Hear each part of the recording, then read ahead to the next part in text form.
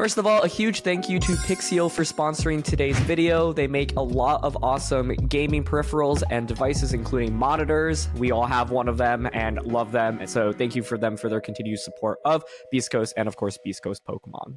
Hello, everybody. My name is Aaron Cybertron Zhang, and today we are back here on Beastcoast Pokemon. I'm joined with James and Rosemary, and we are here to cover the World Championships, the premier event for Pokemon every year. We've got a lot of different things to talk about. So, guys, how are you feeling?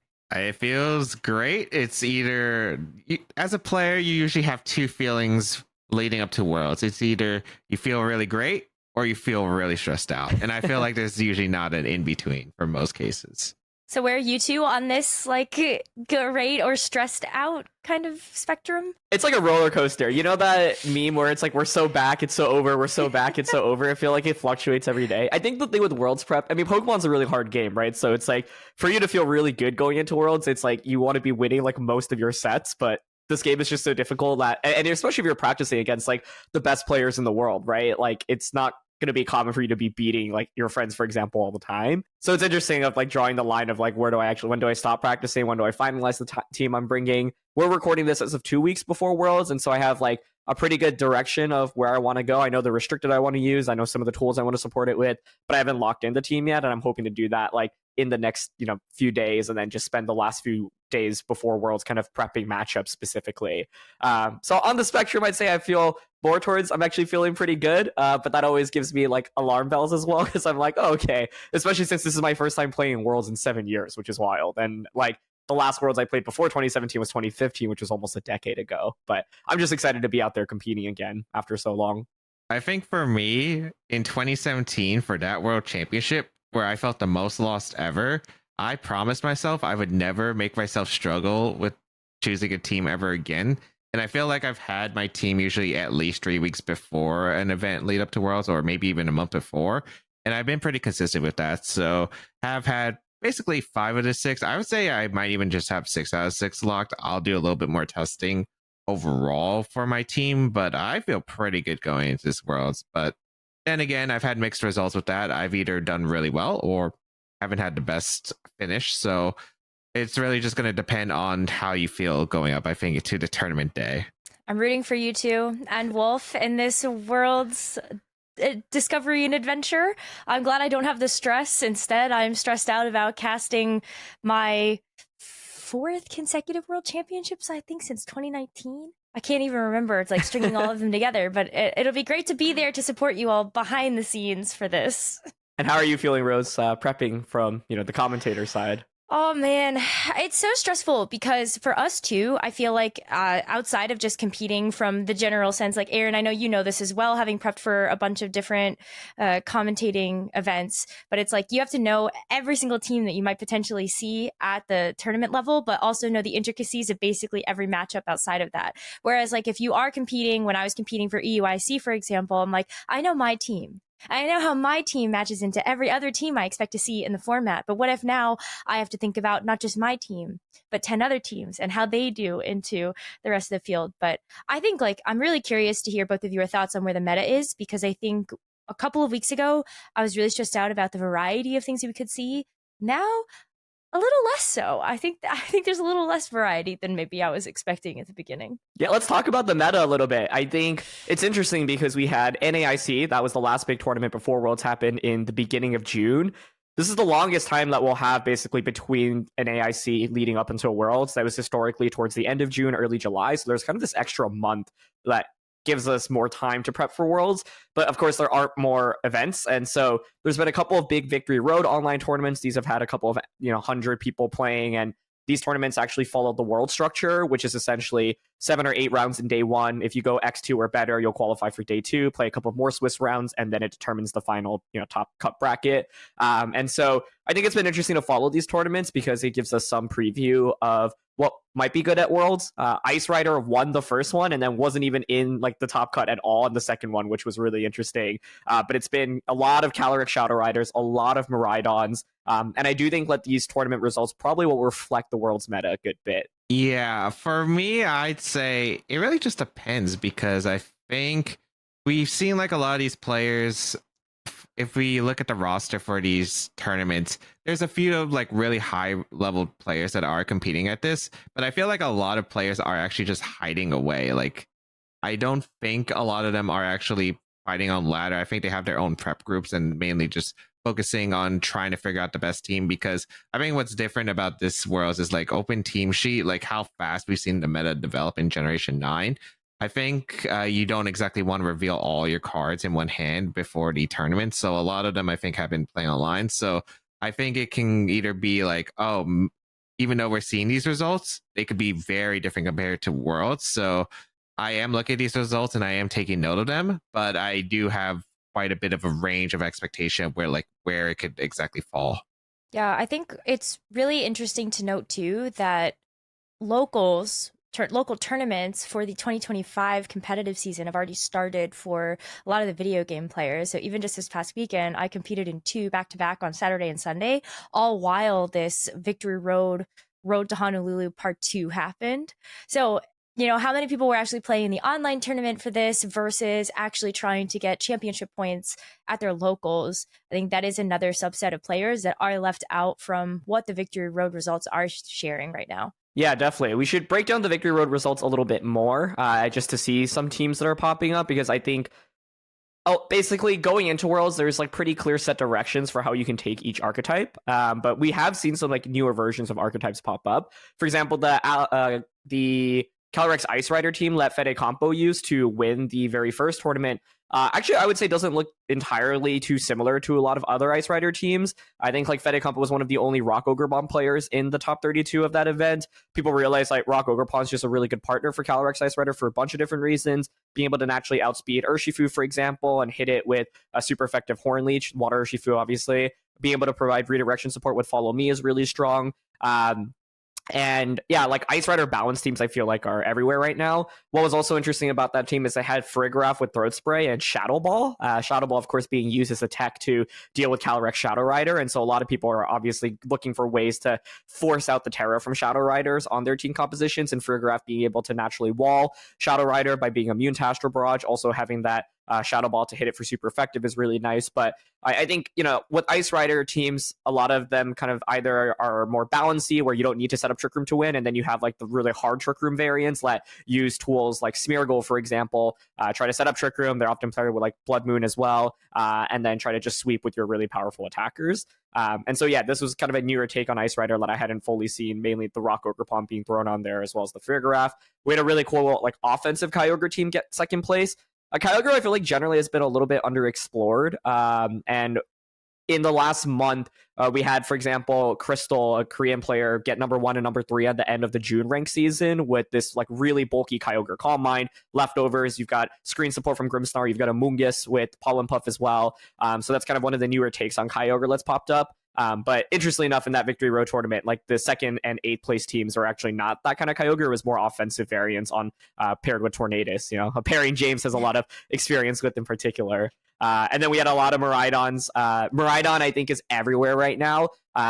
We had a Japanese player, Arubega, who posted their version of the Miraidon composition. But there's a lot of different ways that you can utilize this, right? Like that Fire slot, people are using Incineroar. Fire Ogre Pump's been especially popular. Chiyu's being used as well.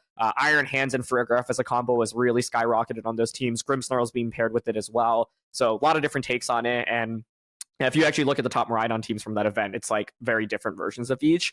And then there was a Koraidon in top 8 as well, which was pretty cool. Only one Shadow Rider, though, which was interesting from this first tournament. Yeah, we've been seeing quite a bit. I think Miraidon has probably been one of the most popular restricted Calyrex Ice Rider as well.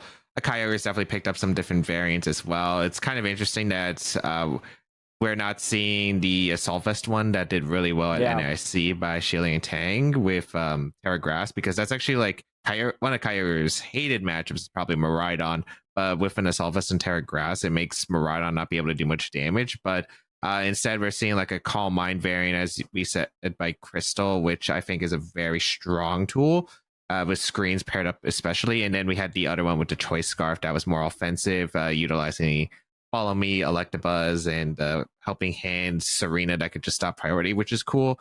Koraidon, I think this team Robbie's been picking up, just using the Venusaur Koraidon. It has that trick room mode, really bulky Pokemon in general, can be very disruptive just because of how big Sleep Powder can play around, and also like really strong damage output because of Chi-Yu as well as the Raging Bolt. We've seen the Hard Trick Room team with the Calyx Ice Rider and Decorate Smeargle, as you said before, being actually still a popular pick. But overall, I think a lot of these, what you've said before, like these little small changes, like that Ogre Pond Cornerstone from Federico, and these little adjustments here and there, I think that's what really comes down to, like how, in a restricted format, especially up to the Worlds meta, just having these little niches that are for specific matchups or just improve specific parts of your team to play a bit more, or either these specific matchups or in general play better. Like Sturdy is just a great ability on Ogre Pond Cornerstone, makes Follow Me such a more great offensive tool because Cornerstone can always survive a hit, which is really great against like really offensive cores, but also it does do quite a bit of damage because you can actually invest speed and attack because you have that Sturdy. You don't have to invest in bulk. So just these little techs, as you said, the Miraidon teams have been running different techs, like different fire types, screens, as you mentioned before. I think we're just going to see a lot of these innovations at Worlds where it's going to be restricted builds I think we've seen before, but just has these small little changes, whether it's a Mon, a few move choices, maybe a Terra option. For instance, a lot of Miraidons we've seen in the West run the Terra Electric choice specs. That was the most common one, but I think a lot of the East actually runs the Terra Fairy Miraidon, and I think that's picked up a lot more recently, especially. Totally. So Dazzling Gleam is so strong. Yeah, when we see these clashes, I think come up to the World Championship, because you got to prepare for both of these kinds of metagames, especially. So being able to figure out like what's the best text for everything is going to be so crucial for this World Championship. Yeah, absolutely. I think the only other thing that I want to point out from the very first set of results from Victory Road is, where are the Flutter main? Where are they at? Where'd she go? She's gone. She's left the building. Different fairy types actually taking that slot. And like James was saying, you have the Terra Fairy Dazzling Gleam Miraidon with choice specs. Grimmsnarl has popped up hugely in popularity alongside Whipsicott just because of the utility that they provide. But yeah, Fluttermane's gone. Yeah, I think its usage hasn't been like exceptionally high in this format to begin with. But it's funny because it was like the number one most used Pokemon at one point. So it's still not bad. I think looking at the stats, looks like it was like number 13 overall in terms of people bringing it to the tournament, but only 3 of them converted it to like the final stage of the event. And I think part of it is it's like Fluttermane just doesn't fit on a fair bit of compositions. Like it's very rare to see it on like the Miraidon teams, for example. Pretty rare to see on Calyrex Shadow Rider teams as well, because suddenly then you have 2 Pokemon are weak to opposing Calyrex Shadow Riders. And so it's interesting to see like what restricted people are actually pairing Fluttermane with. I think it's still a good Pokemon, but it's not actually the easiest to use, right? Like you're really threatened by Astral Barrage from the opposing side. Sure, you threaten with Shadow Ball into Calyrex Shadow Rider, but you're also slower than CSR. So unless you have a booster energy, for example, or you're up against a really slow CSR, like you're just threatened by getting knocked out by the most common restricted, right, on the opposing side. But I still think it's a good Pokemon. Like it's just one that isn't actually as like splashable onto teams as, say, your classic like Incineroar, Rillaboom, or Urshifu. Yeah, especially because I think its best restricted pairing, which wasn't actually showcased much, I think, especially in this tournament, is Terapagos, because you do have that fighting immunity. It also helps out against Urshifu. And Chi-Yu is a really good pairing with Fluttermane, but of course, when you're using Fluttermane plus Chi-Yu, you're usually using like Icy Wind, Heat Wave, Overheat, a bit of inconsistency in the moveset. But I think because Fluttermane's best restricted pairing is Terapagos, I think because it shares like a lot of roles that you could just have with different partners, it's not exactly as strong unless you're pairing it up with Koraidon or Groudon for Photosynthesis Sun choice specs damage output. But even then, we've seen a slowdown in those recently. So it's difficult, I think, for Fluttermane just because you have a bunch of different restricteds where it doesn't really fit as well as like other members you could have on that slot. So I do think it's a little bit difficult for Fluttermane, yet I do expect Fluttermane Chi to actually still be a pretty strong pick going into this World Championship. That's a good point, though. Terapagos has fallen off pretty considerably given what the usage was at for just the last couple of official events that we saw for this regulation of VGC. I'm curious if you both think that that's going to maintain a trend heading into the World Championships as a Pokemon that I haven't really seen at locals, and the results speak for themselves when you take a look at the Victory Road results from 1 and 2. It strikes me, I think in this format, a lot of people will have like a big 7 that they think can win Worlds, right? So it's like the Calyrex forms. You've of course got Miraidon, you've got Koraidon, you've got Zamazenta, you've got Terapagos, you've got Kyogre. And so I think the thing with Terapagos is like, it almost won NAIC, and it was piloted by an exceptionally strong player in Aurelion Sola. And so I think it's still a Pokemon that, like, if you told me it's going to win Worlds, I wouldn't be like, well, I don't believe you. That's absolutely crazy, even though its like usage rate has really plummeted. I think part of the problem for it is that fighting types are just so popular. There's an Urshifu on almost every team, it feels like. There's an Iron Hands usage just really skyrocketed. Like, that's one of the big winners, I feel like, in the post-NAIC meta. People just, once again, realize, hey, Hands is actually a really solid Pokemon. It's really easy to throw into teams. It's super, super strong when paired with Miraidon, right? Because you can actually get your Cork Drive activated. Like, Hands was such a good Pokemon that in the other formats, like, people were just throwing Assault Vest onto it, and we're like, oh, we're playing a Pokemon without an ability, and it's still that good. So when you can actually activate its ability, it's, of course, even stronger. So I think just the fact that there's so many strong fighting types in those two alone makes it a lot harder for Terapagos to thrive. But I still think, like, if you were to construct a really, really good Terapagos team, mainly because I think a lot of people have either just been using it with choice specs, for example, or these like setup oriented balance teams where you have leftovers and you have like Instant Ursaluna, Amoonguss, for example, just to heal it back up. But I think if you can like find some creative ways to build around it that people aren't expecting, I could see it having still a good performance. But to answer your question, Rose, like I definitely expect it to be one of the less popular picks going into Worlds because it's just not easy to use or build around. I think it's going to be the wild card restricted, because I think out of anything I said about like Tex, I think Terapagos is probably the underexplored, the one that has the most potential. It does play quite a different game because you usually want to save Terra for mostly Terapagos. So that means it's harder to like weigh the risk versus reward of tearing any other Pokemon in the battle. There are some cases you can, of course. We saw it with like Aurelion at NIC. He teared a Grimmsnarl to just immediately win the game. But for the most part, you want to say to tear for Terapagos. It just plays a bit differently compared to the other restricteds. And then, of course, you have the Choice Specs variant, and then you have the Calm Mindset. The Calm Mindset's really passive. You need to set up quite a bit. And then also leaves room for just getting like a crit a bunch. I was testing Terapagos for quite a bit and then just kept getting frustrated where it's like, okay, it took so much to set up. And then I just get like one crit happens and it's like, it took so long. I think the thing is, like, compared to like Shadow Rider Nasty Plot can just set up pretty quicker. It's also faster, so it can actually get hits off more reliably. Terapagos just has that weird speed tier. Its ability is kind of strange because I think with non-restricteds like Pelipper and Rillaboom are pretty common, I would say, pairs with like not with restricteds, but just being able to shut down like your own grassy terrain or the rain that you set up to make it really awkward. Yet we still see it used. I think grassy terrain leftovers Terapagos is still really strong, but it can be awkward to position sometimes. So I would say Terapagos has a lot of potential just because we don't know like if anyone solved the building yet. I feel like most of the builds have been like Incineroar, Rillaboom, or Shifu, just like pretty standard pairings in general. I feel like if there is a Terapagos that just breaks the field of like different tools that people haven't been exploring with, I think it goes really far into Worlds. That checks out. I was thinking maybe like outside of even Terapagos, though, maybe some of the underrepresented Pokemon that I feel like still have a good shot to actually win the whole thing. It's not restricted, but I was actually looking at just good old regular Ursaluna. I know Blood Moon Ursaluna has started to see a bit more usage as of late, but I feel like regular Ursaluna offers so much in a lot of circumstances, especially if you are going to be facing up against something that's more of like a standard Trick Room team. If you set up Trick Room, Blood Moon Ursaluna is also generally trained to be slower than Ice Red or Calyrex now, just because of how the Ice Red or Calyrex teams are playing. So you could potentially actually use it to be the fastest thing in Trick Room.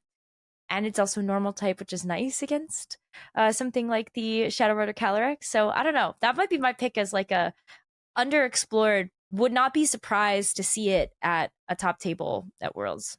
I think, yeah, like the thing I'm really curious about is what are the top players doing for Worlds? Are they just going to refine the comps that have already existed, to James's point, right? Like take the best Shadow Rider teams, maybe throw in a new Pokemon, a new Terra type, a new item, and just say, you know what, I'm just going to use the strongest Pokemon. It's a format that's so open.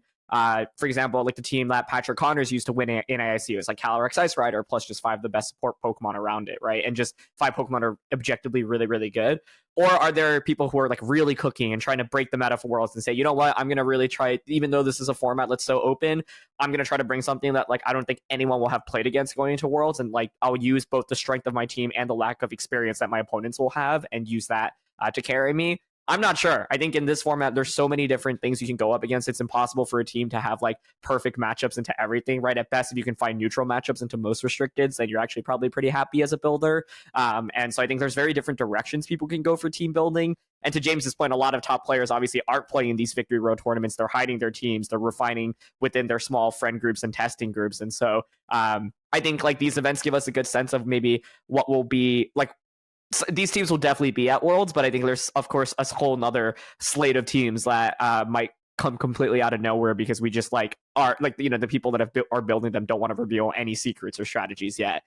For the most part, I would expect it to lean first more in the first bucket of just, strong teams that are maybe just slightly newly optimized. But I think this is a format where you could maybe have the sauce and break things. And so I'm really excited to see what like the top team builders are going to bring to this tournament. Yeah, I think mastery versus like innovation is just always going to be an argument in VGC. I think especially in restricted format, because if you know how to use this one restricted in and out, it goes a long way. If you know like every matchup, you've been working on it for months, like Patrick Connor using Calyrex Ice Rider, he was able to prepare pretty well for the most part. But then there are players who are just adaptable and can pretty much pick up a restricted as long as they grind at least a little bit. They can figure something out. So it's just going to be interesting to see. I think it's always just I think for most cases, though, I would say the past couple of World Championships has mainly been comfort. So I'm kind of curious if innovation will go like take it all this year, which I'm excited to see. It's like I get so excited when it comes down to potentially what we get a chance to see. I think that's one of the coolest things about being like behind the scenes for something like the World Championships is we get a chance to potentially showcase some of the more unique things that happen at Worlds. It might not be the biggest snapshot or like the overall picture of what we actually see on the field, but I feel like that's something that is always exciting to bring to viewers that are watching is like, okay, who actually does have the sauce? What's working? And what can we really showcase from some of the best players at the World Championships? But it's going to be a huge field. I think that's a really key element of this World Championships is like, to your point, Aaron, there's so many people competing and everybody's going to have their own individual take. So like, how do you actually know what strategy is the right way to actually approach the World Championships when I don't, how many people do we have at this Worlds? I think it's over crazy. 800 that's qualified just in Masters. Oh my gosh. I think one of the points, you know, I've really talked about with friends before is like, Worlds is a tournament where you could, for example, play James in round 1 and then play another player that's top 4 Worlds and then play a world champion like back-to-back rounds. But you also might play the player who they're competing in their first World Championships, right? It's their first season. They maybe have had some good like regional performances and mainly qualified through just going to like doing really well at a lot of locals and regionals. And the teams that these players can bring can really vary, right? Like I wouldn't be surprised if I ran into Galarian Weezing Dondozo, Specs Calyrex at Worlds. Like this is a team that's been all over Showdown Ladder. It's honestly like it can be really tough to fight against, right? I wouldn't be surprised if I played a hard Trick Room player, right, who has been maining Trick Room all season. And so Worlds is a tournament where it's like maybe once you get to like the final 32 players, the field becomes a little bit more centralized. Like I maybe expect more like just standard Calyrex Shadow Rider within that bunch. But the opening rounds, and like you can really play against anything, and so you really want a team that gives you tools to play against everything and not just try to counter like what you think will be like the top 3 or 4 teams going into Worlds. At least that's my opinion because of the size of it this year. Yeah, I think at the end of the day, I think that's what's interesting about a video game tournament in general is the odds are so stacked against you for you to win. It's absolutely insane. Like no matter what gaming tournament, like a fighting game tournament, you can be playing this character and you just lose to this other character. You could fight different brackets, different matchups in general. Pokemon especially has a lot of variance where I think you need, at the end of the day, you need to have a good team, you need to have a good understanding, and you need to be playing well during that day. But also you need to be able to at least be neutral luck, or maybe sometimes you'll get lucky, and that's sometimes you will, sometimes you won't. You need to have like good bracket sometimes in order to win. I think everyone needs that. So a good run just varies. Like you'll have really strong players who might just bomb out the first couple rounds, and then you'll have like players you never expected before to have like a really good run. And it's something that's exciting for the game, where like this game can be very unpredictable at times. Like your top player could be either undefeated or they could be literally out of the tournament. And I think at the end of the day, that's something that you just can't control. And I think a lot of players, if I had to give advice to anyone, is focus on the things you can control, which is your team, your choices, and your practice, which is the only things you can really control. Your practice, even I say to players that you can't control some of the time, but like knowing matchups specifically, like you should be able to know what your general game plans are, know your teams in and outs. I think for the most part, those are controllable. And then just hope that when you do play that everything lines up for you. Totally. Yeah, I think it's going to be so fun to just see the teams in particular. I think team building for Worlds is just a different beast, right? So it's always fun to see what people think is the team that will give them the best chance to become world champion potentially. And so I think, yeah, James's advice is really good, especially if you're attending Worlds and it's one of your earlier or first ones.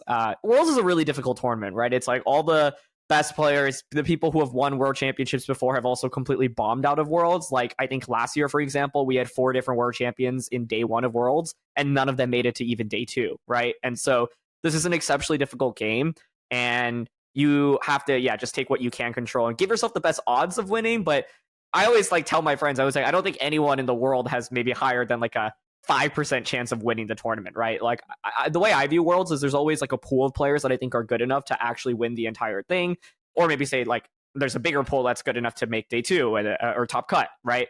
And what you want to do is basically put yourself within that pool, doing the right prep, and then just play your best game the day of the tournament. But I think one of the hardest things to realize is that you can spend your entire summer prepping for Worlds, and then you can literally be out within the first 3 to 4 rounds. But I think part of what makes a really good Pokemon player is like improving from these losses, and also like recognizing that that's just part of the process, right? Like there are a lot of players that can be consistent at this game, but even within those consistencies, like they've had years where they haven't done well, right? And so I think all good lessons to take in. What I'm also curious about is like some of the more underexplored restricteds. Like I feel like at this point, Calyrex, Shadow Rider, Miraidon, for example, have been very, very explored. Going back to the Victory Road tournament, this is the second one. Like the top 8 teams are all Calyrex, Shadow Rider, and Miraidon, and none of these are really too crazy. It feels like these archetypes have really, at this point, like so many people have been using these Pokemon, and so we generally know how they're going to be built around. I think like there's still a lot of Miraidon in particular, I think, is a Pokemon that can win Worlds. It's hasn't done like super exceptionally, but I think it's also been really underexplored, and it just hits like an absolute monster. So that's one of the Pokemon that I'm like really curious about, and it finished just outside the top 8 at this Victory Road tournament in 9th and 11th place. We talked about Terapagos a little bit earlier.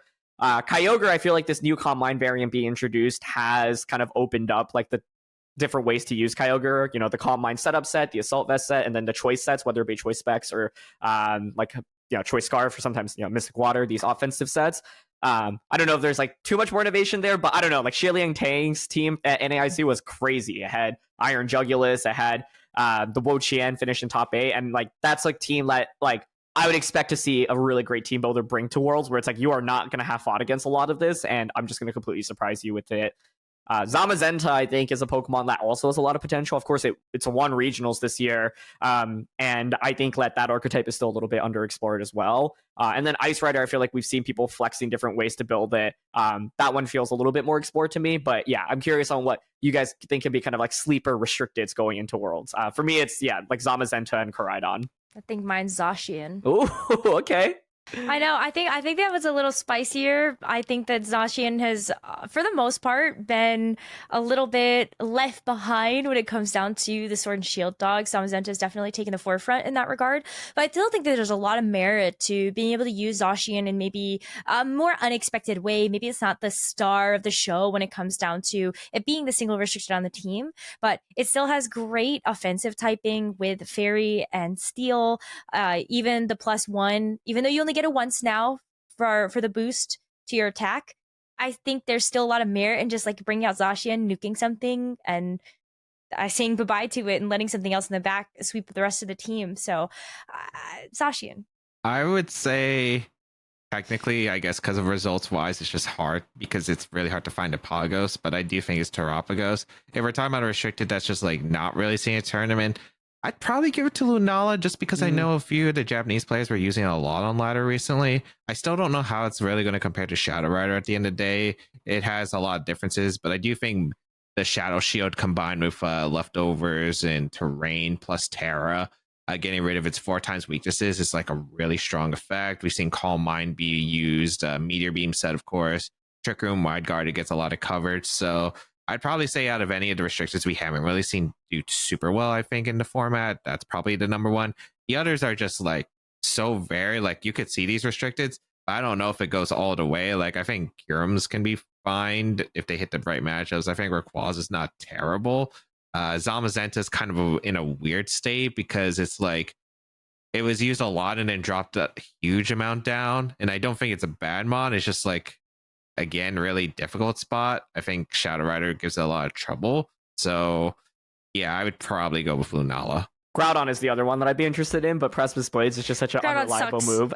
Oh god, it sucks. I've tried. I've been running Groudon almost exclusively for all of my local tournaments, and like it's like sitting in a slot machine and praying that you're gonna hit your Precipice Blades. You got Raging Bolt on the team. Oh, better hope that you're also hitting your Draco Meteors. Like there's just a lot of stuff that I feel like makes running the Groudon feel really, really bad. If it works though, and it can win, but you just gotta be really lucky. I'd rather go for Sancier Storm of Lander's Eye and then use my restricted slot on Groudon, even though the odds are actually worse in my favor. One of the things that I'm also curious about for Worlds, of course, is what region ends up taking it. There's just so many good players that have qualified that it's really difficult, obviously, to talk about like each individual player. But yeah, I'm curious because, you know, the last couple of restricted formats, we had 2022, which was won by Eduardo Cunha, of course, from Europe. And then we had 2019, which was Naoto Mitsubishi from Japan, and then WolfeyGlick in 2016 from the USA. So it's actually been like 3 different regions that have won the last 3 restricted formats. This is also the first time ever in VGC history that we're playing a single restricted format at the World Championships. And so that in itself is history as well. So I'm curious what regions like you guys have your eyes out on. I think it's, you know, America, Europe, North America, Europe, and Japan generally just have like a lot of players qualified. But of course, we had Paul Ruiz, who won the World Championship several years ago, representing LATAM. And like Latin America has a lot of really incredible players as well. But yeah, out of all the regions that are out there, like what players or just like what regions / countries do you guys have your eyes out on? I think this is easy, but personally, I think if I had to say what region would dominate, and I mean dominate, I do think it's actually Japan. Yeah. And there's like multiple reasons. We know that Japan is one of the strongest regions in general. Like they have the most world championship wins in the game. But I think the biggest thing is we saw like the difference of the structures of our formats where they're usually playing like best of 1 closed team sheet compared to our best of 3 open team sheet. And the fact that they were able to close the gap in the 2023 season and do really well at the World Championship last year, I think is a testament to how well Japan can adapt. And the fact that they have an extra month on top of that, I think really just goes a long way to showcase. I think Japan has a lot more potential of just being able to do well because they've had this extra time. And I think because of that, they're able to do extremely well. Granted, I do think there are players in the US and Europe who will do well, but I would say Japan has the best chance of just really being able to do well this year. I'm ready to watch a Japanese player bring another evolution and win Worlds. Umbreon, Sylveon. What's next? It's gonna be Leafeon with like a Koraidon or Groudon. Just watch. I like the enthusiasm, Rose. Manifesting it. Well, but yeah, we have seen Umbreon and Sylveon, you know, in the finals, and Sylveon winning, of course, as well. So, yeah, I mean, I think James's pick of Japan is really strong. It is funny because in 2016, that's when like Japan actually completely bombed out of Worlds, and that's because I think all the Japanese players just indexed really heavily on using Big Six at Worlds. 2016 was one of the most centralized formats we've ever had.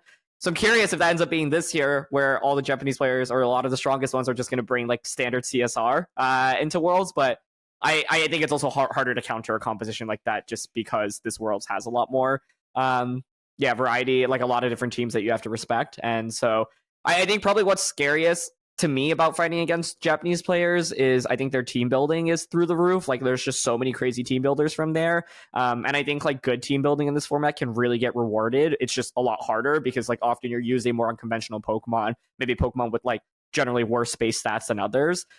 So for me, it's like I really have my eyes out on some of the best team builders I've seen from this year. From North America, for example, Michael Zhang and Shilian Tang are two that easily pop up to mind. Like Michael's been using and built like one of the most unconventional Zamazenta toolbox teams that we've seen, and variants of that have literally won regionals and nationals.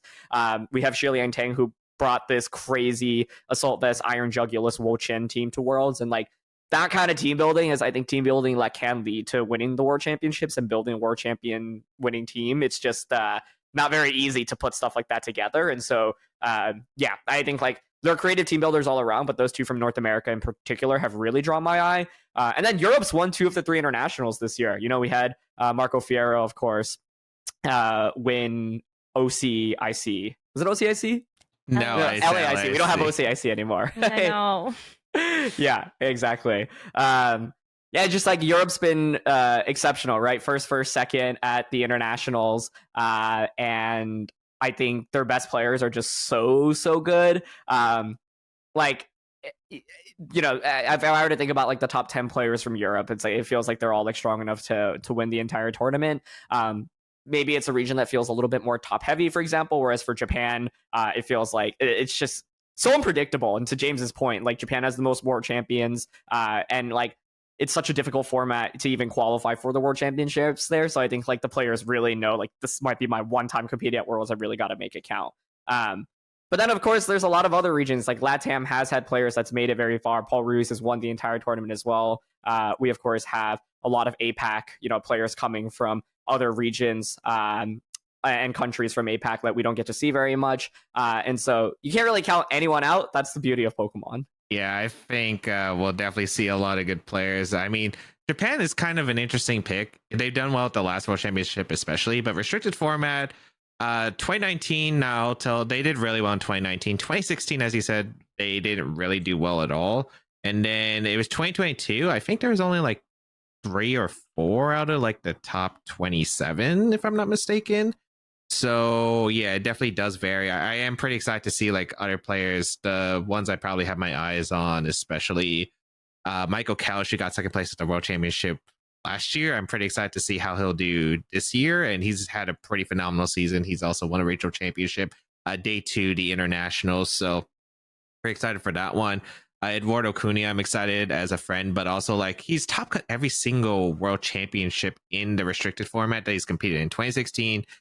Top 4, 2019, a top 16, and then he won 2022. So he's probably like a very big smart money. He also got top 4 at NIC literally just a couple of weeks ago. So that would probably be one of my strongest picks there. I think North America does have some really strong restricted players, but I'm really just interested to see like how this is going to play out. We have 2016 world champion WolfeyGlick, who's on our team, of course.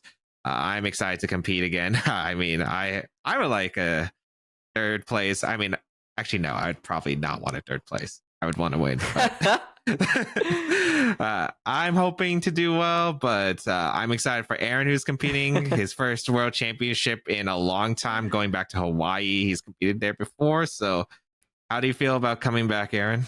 It's exciting. I mean, I wanted to play this year because I knew I'd at least have time to prepare. So I was like, in previous years, the reason I didn't compete at Worlds was because I was just like, I don't think I could put in a good effort to prepare. I've had the time to prepare. I have put in time to prepare, but it's Pokemon, right? Anything can happen. Like I said, you can spend the whole summer training and just completely burn out in day 1. But I just wanted to say, I'm at a different stage in life now. I have the opportunity to compete and really give it a good shot. So why not? So I think it's like going into Worlds, all the years I've competed in, it's always like, okay, like I feel good, but what will happen tournament day, right? You'll play a lot of unexpected players and strategies. You're going to get lucky. You're going to get unlucky. It is such a grueling tournament. This Worlds especially, I think it's going to be the most difficult Worlds ever because of the number of players, because of how hard the format is, because of how unforgiving the format can be. And if you want to make top cut in the end, you need to go very likely 9-2, right? Like between the 11 Swiss rounds, the 8 in day 1 and then 3 in day 2.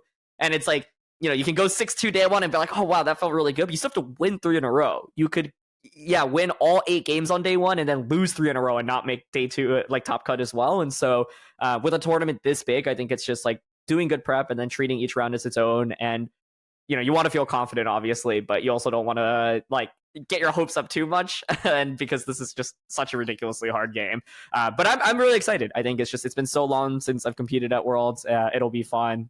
Obviously, James, like watching you do so well at the restricted Worlds in particular, watching Wolf perform at Worlds, and watching my friends compete every year. It's just exciting to kind of be prepping again. I forgot like what the whole experience is like, and it's something like win or lose. I always value like what can I learn from the preparation process, from competing in it, and I've certainly learned a lot already. But hoping to translate it to something in a few weeks.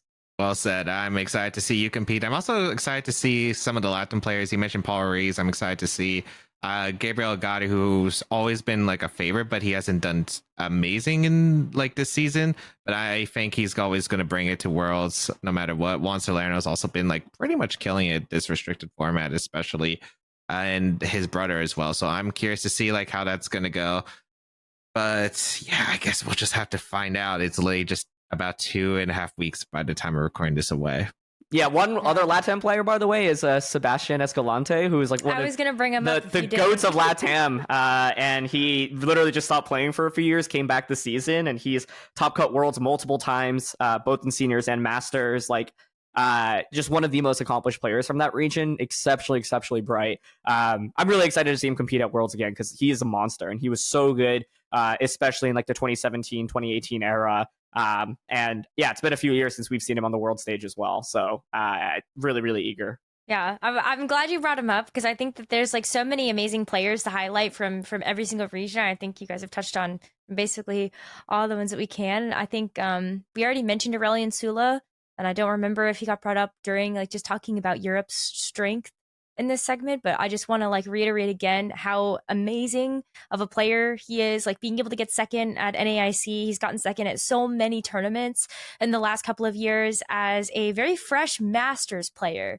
And I think that this would be another World Championships that I would not be surprised to see Aurelian Sewell make a top cut and potentially like 5th time's the charm. You can't stay in second place this entire part of your career. I believe it's coming. Yeah, he was also close to cutting last year's Worlds. He was actually in a win-in scenario and ended up losing to Zachary Fernberg. So we'll love to see him in the top cut. And if he does, like I would really love to see how far he could go in that bracket. Yeah, I also think this season, it's like we've seen players have insane breakout performances at like the international stage, right? Like Tim Edwards getting second at EUIC, Patrick Connors winning in AIC. And last year, for example, we had Abdullah from Canada win Vancouver Regionals, his first event ever, and then top 8 at Worlds. And so, we've talked a lot about veterans, but like I think this season has shown that like these newer players really can rise up and can win the entire thing. Worlds specifically is like a different beast where it's like every year the player that wins Worlds, I think like everyone looks at it and be like, okay, yeah, that makes total sense. Like it's not like this kind of came out of nowhere. This is a player that has been exceptionally strong for a long time, and like it was finally their day, it was finally their tournament. But it would be, I mean, last year, like Michael Kelch almost did it, right? He almost was that crazy story of, oh, this guy just came out of nowhere and won the entire thing. And so it's if like those stories can happen. I'm curious if like converting into a victory is so difficult. But even getting that far in itself is really impressive. And so I'm eager to see how like the newer players stack up here, because we talked a lot about the veterans, but the new talent in this game is just insane as well.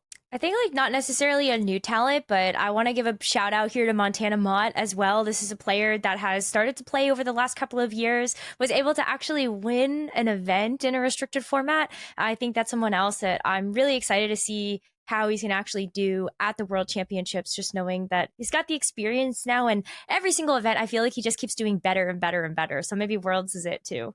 Yeah, and then we have the prior world champions like Arash, like Wolf, like Edu, like Naoto, like Zine. I'm pretty interested to see if like one of those would reclaim the title and get like one of the first 2-time world championship wins, which we haven't seen since Ray's. We only have had one world championship win for each other. So that would be pretty exciting. I think that's a fever dream, but I do think those players are extremely strong and make that a reality. So it's always just interesting to see the storyline there. Yeah, I like now that we're doing this, I'm like, man, maybe we need a separate video where we actually just talk about players. It's just so hard because it's like that pool of like players that I think can actually win worlds or just do well at worlds grows larger. And with this being the largest worlds ever, it's like you could spend like 10 minutes just talking about an individual player. And so, yeah, like as a player who used to like watch content like this or like look for articles like this, I know it's like you want to hear your name being mentioned so badly. And so I wish we could talk about literally everyone. But yeah, then maybe that'll be for another day. But it's going to be an amazing tournament. I think there's going to be so many fun things to watch for it. And also just to play a single restricted format. Like I said, we've never had that in the history of VGC. To see like what teams come up, what teams pop up after people have been cooking for the last couple of weeks, with the 2-month gap between NAIC and Worlds, I think should be fascinating. But I think that's all we've got time for here today. So maybe before our final words, just one big, bold prediction that you guys have for Worlds. It could be about anything. Mine is that I think most people are predicting one of the two Calyrex forms to win Worlds. I'm going to predict that it's neither. I'm going to bet against Calyrex. All right, I'll match your bold prediction because this is actually my take. I don't think Incineroar for its first time ever is winning. It's not going to win at Worlds this year, which it's been winning Worlds ever since it's been legal with Intimidate. So that's a huge bet. I like it. Okay. I don't think I have anything nearly this spicy. Oh man. I don't think that, man, I've been saying this the whole season. I think Kyogre is going to win the world championships. I think it's possible. I think there's so many different ways you could use Kyogre. Like, it's really, really good. I think, yeah, the safer bets we could have taken is like one of the two Calyrex forms wins Worlds, for example. Like, I think the odds of, if you could give odds to that, it would be exceptionally high. Just because I think a lot of top players are indexing on one of those two as the restricted pick as well. But I like the bold predictions. Thank you guys for following suit. And it would be pretty funny because all our predictions literally could line up with each other. True. Like our team without Incineroar could literally win Worlds. All right, James, you're the Kyogre expert among us here. Really among all VGC players in history. So you need to be the one. Tell me you're bringing Kyogre to Worlds. I'll let the viewers see for themselves on August 16th. All right, don't forget to tune in August 16th. James, myself, Rosemary, Wolf, we're all going to be at Worlds either playing or casting. So tune in. It'll be a great show. Thanks as always for joining us here at Beastcoast Pokemon. Thanks to Pixio once again for sponsoring us, sponsoring our team and our content. And thanks to you all, the viewers, for watching. We'll see you soon.